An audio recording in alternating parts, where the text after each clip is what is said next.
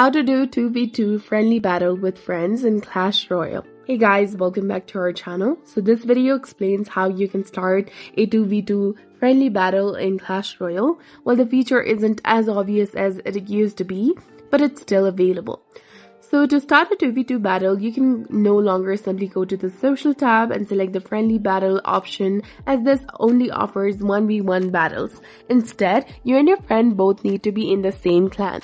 Once you're in the clan together, go to the clan page and click on the clan icon, and this will open a menu where you can find the friendly battle. This option is beside the request card. Go ahead and tap on that, and then you will see two different options of 1v1 battle and 2v2 battle. Go ahead and tap on 2v2 battle option, and once there, other clan members join and the match will begin. So that's it for this video. I hope you found it helpful. If you did, please like, share and subscribe. Thanks for watching.